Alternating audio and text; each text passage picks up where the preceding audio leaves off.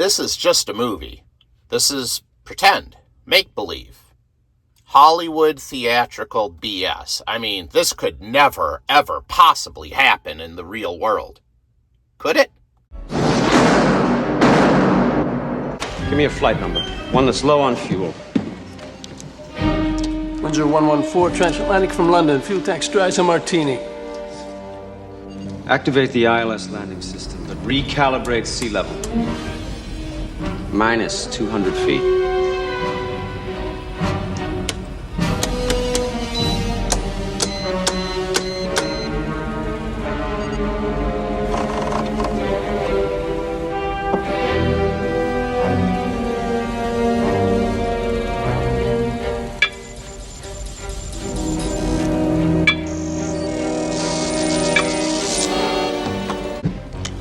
Windsor 114, you are cleared for ILS approach. Runway 29er. Contact Dulles Tower frequency at the outer mark. Jesus Christ, he's gonna crash the plane! Dulles, this is Windsor 114 inside the outer marker.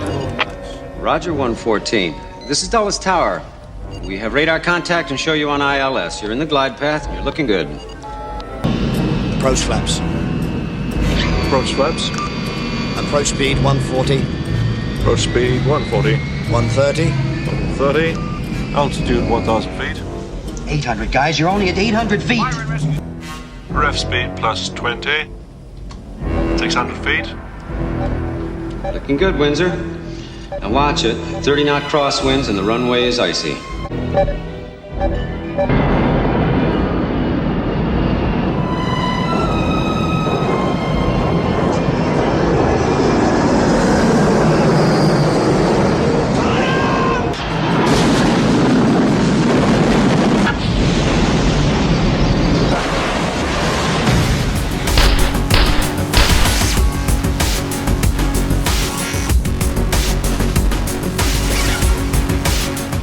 Hey guys, Pistol Packin' Pilot back with another video. So here's the deal. I got an email from my employer, and we have a ton of 737 MAXs on order. This email caused me to have questions. Now, this was an internal email. We are making excellent progress on the checks we must complete before inducting and operating Boeing 737s. In addition to this new achievement, we reached 2 milestones in March: the completion of our manuals and the development of our aircraft network security program, aircraft cyber security protocols. Blank is the first operator to have an ANSP approved under the FAA's new guidance. That achievement was possible thanks to the close collaboration between the FAA, Ops, and information and cybersecurity teams. The success of that initiative serves as a testament to the significance of cross-departmental collaboration, which is critical to Blank's continued success. Blah, blah, blah, blah, blah. Thanks for your hard work and dedication, and then it's signed. That got me kind of going down a rabbit hole. Aircraft cybersecurity protocols. What in the hell are we talking about with that? So my lovely wife, Mrs. Triple P, took it upon herself to go into the thralls of Google, and she found a 55-page document from the United States Government Accountability Office on aviation cybersecurity. Now, full disclosure, this document is from October 2020, but it is very relevant to this email that I received from my employer just the other day, because we know that government, including the FAA, moves at 2 speeds: extremely slow and stop. This document that's 55 pages long, with all these recommendations, taking 4 years before we actually see implementation of a cybersecurity manual for a specific aircraft, is not unfathomable. So I'm going to read you some of the key highlights in this document, and I think you're going to find them concerning because I can tell you I found them concerning. It starts off with what GAO found. Modern airplanes are equipped with networks and systems that share data with the pilots, passengers, maintenance crews, other aircraft, air traffic controllers in ways that were not previously feasible. As a result, if avionics systems are not properly protected, they could be at risk of a variety of potential cyber attacks. Vulnerabilities could occur due to not applying modifications to commercial software, insecure supply chains, malicious software uploads, outdated systems on legacy airplanes, and flight data spoofing. To date, extensive cybersecurity controls have been implemented, and there have not been any reports of successful cyber attacks on an airplane's avionics systems. However, the increasing connections between airplanes and other systems, combined with the evolving cyber threat landscape, could lead to increasing risks for future flight safety. What does this sound like, guys?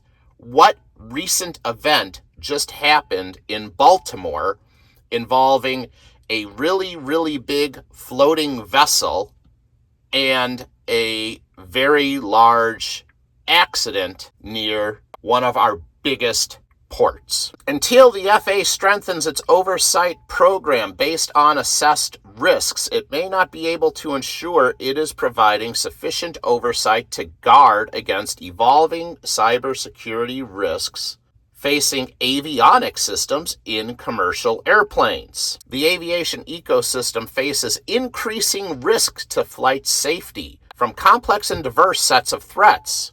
For example, critical data used by cockpit systems could be altered. Someone with authorized access could intentionally or unintentionally misuse flight data. Commercial components within avionics systems could contain vulnerabilities that enable cyber attacks, and malevolent hackers could seek to disrupt flight operations with various types of attacks on navigational data.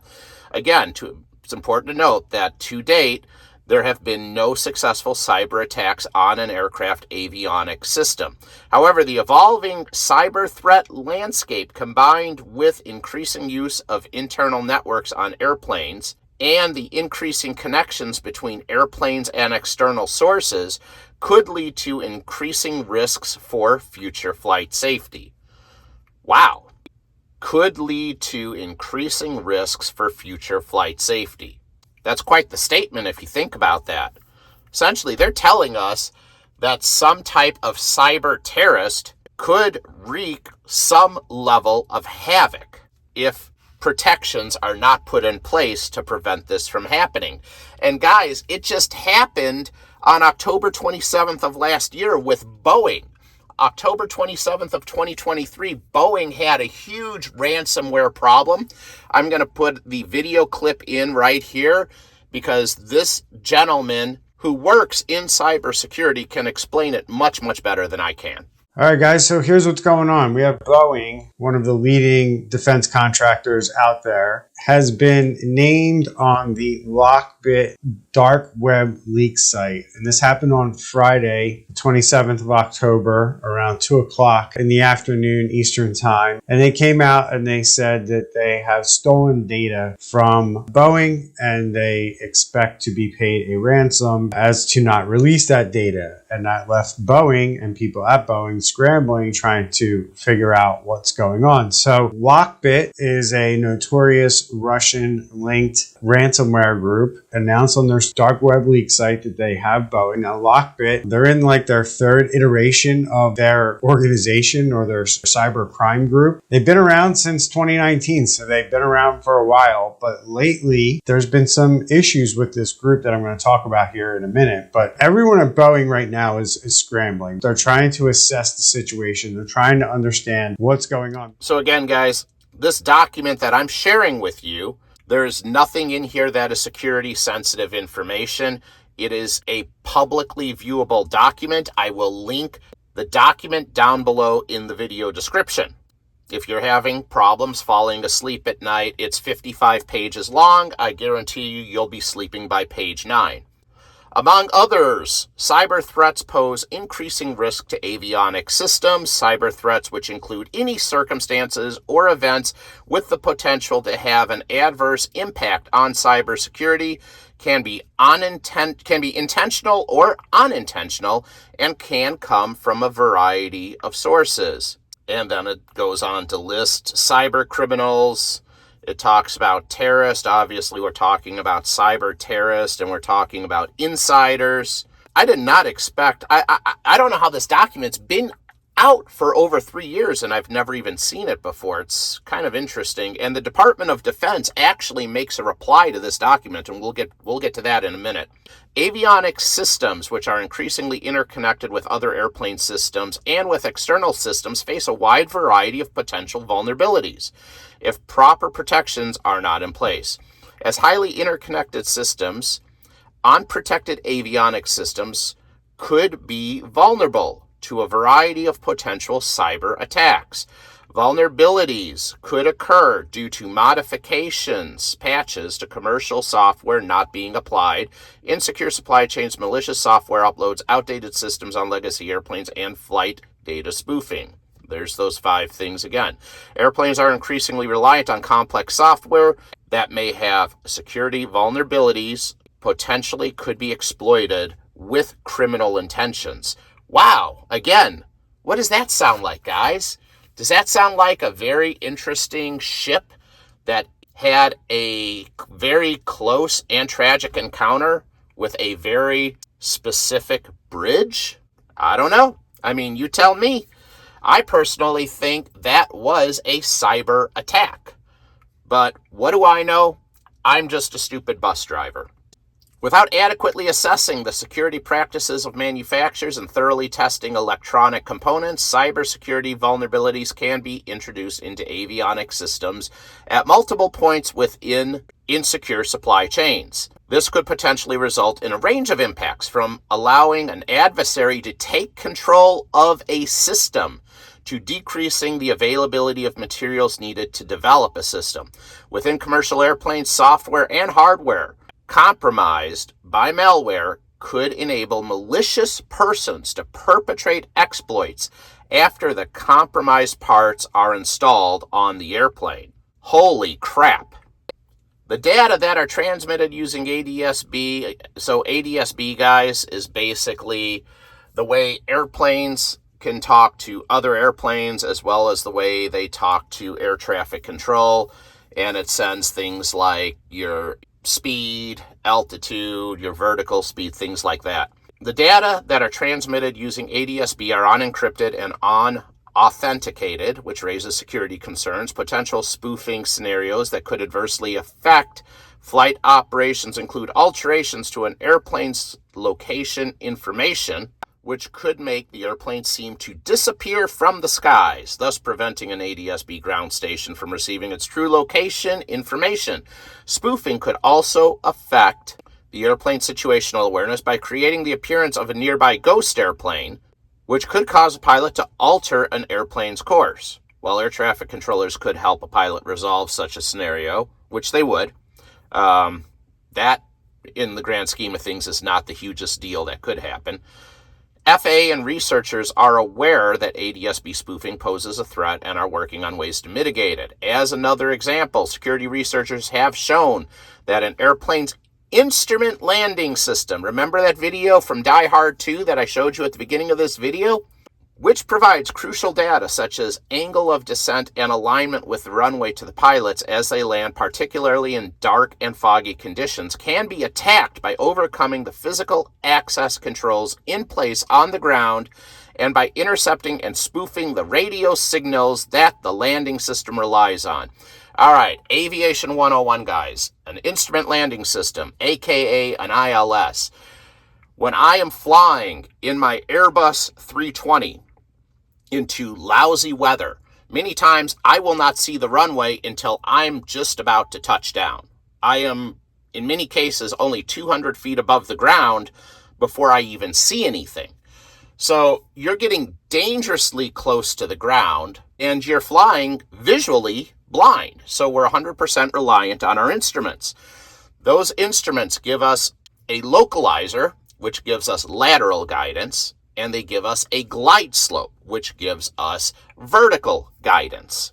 The idea is to be right on the localizer and right on the glide slope, and if you nail it, you will break out, hopefully, at 200 feet, perfectly lined up with the runway, on a perfectly stabilized glide slope with about 1 second before you reduce the power, start your flare, and land the jet. Any hacking or tampering with an ILS is very, very dangerous. How many obstacles out there are above 200 feet? 200 feet is not that high, guys. It's not. I mean, most of your cell phone antennas are 500 to 1,000 to 2,000 feet tall. Moving on, the FAA is responsible for the safety and oversight of commercial aviation, and it recognizes avionics cybersecurity as a potential airworthiness and safety issue for E-enabled commercial transport airplanes. However, the agency has not fully addressed the 4 elements that are necessary to ensure the effective implementation of a risk-based cybersecurity oversight program. Without fully addressing these elements, the FAA will not be able to ensure that it is effectively overseeing the implementation of cybersecurity controls that address the risks to avionics systems on a commercial airplane. Hence, that email that I got from my employer about us implementing a cybersecurity manual for the Boeing 737 MAX. Now, I don't fly the 737. I fly the Airbus A320. I have no desire to fly the 737 MAX. In my humble and personal opinion, I think Boeing is a disaster. I think the airplane is a disaster. And I think we're going to see more people die. But, hey, like I said, I'm just a stupid bus driver, so what the hell do I know? The FAA does not currently have a staff training program specific to avionics cybersecurity, and none of the agency's certification staff are required to take cybersecurity training tailored to their oversight roles. According to FAA officials, few of the agency's certification engineers have received cybersecurity training, and when training was provided, it was limited. Shocker. Say it isn't so. The conclusions: increasing use of technology and connectivity in avionics has brought new opportunities for persons with malicious intentions to target commercial transport airplanes. The connections among avionics and other systems onboard airplanes and throughout the aviation ecosystem are growing more complex as airplanes become more connected to systems that are essential for flight safety and operations.